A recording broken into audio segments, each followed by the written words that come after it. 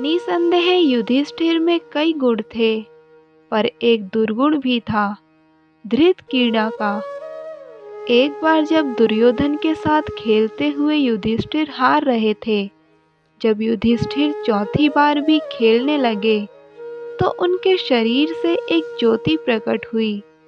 युधिष्ठिर ने पूछा, आप कौन हैं? ज्योति ने कहा, मैं विवेक शक्ति हूँ। आपने मेरा त्याग कर दिया है, इसलिए मैं भी आपको त्याग कर जा रही हूँ। थोड़ी ही देर में उनके भीतर से दूसरी ज्योति प्रकट हुई। उसने कहा, मैं धर्म हूँ। जहाँ विवेक नहीं है, वहाँ मेरा रहना भी संभव नहीं है।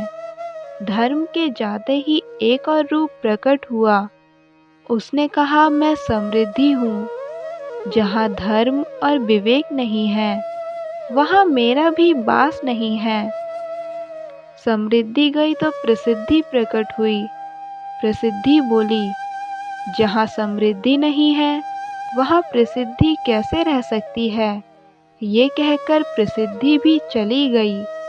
तभी से युधिष्ठिर का राजपाट, धन, वैभव और प्रतिष्ठा सब खो गए। बरसों तक उन्हें वन में भटकना पड़ा। एक बार वन में असहाय घूमते हुए उनके शरीर से एक और ज्योति निकली, जिसने बताया, मैं आत्मविश्वास हूँ।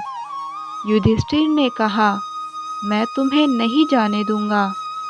आत्मविश्वास ने कहा, यदि तुम मेरा पोषण करोगे तो मैं भी तुम्हारा साथ दूंगा।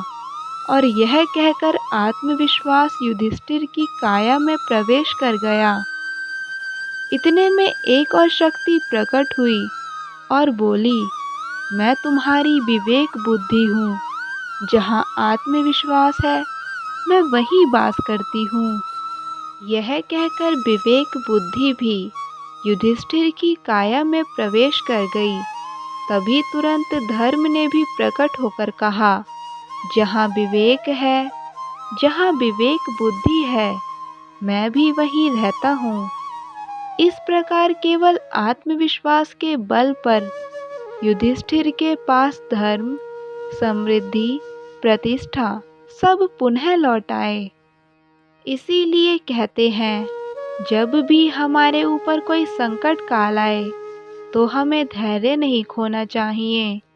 केवल आत्मविश्वास रखकर हम हर कठिनाई में विजयी हो सकते हैं। हम जीवन की मुश्किलों को स्वीकार करें और उसे दूर करने के लिए विवेकपूर्ण ढंग से कर्म करें और अपने सभी अच्छे कर्मों को ईश्वर को समर्पित कर दें। सफलता आपसे दूर नहीं है।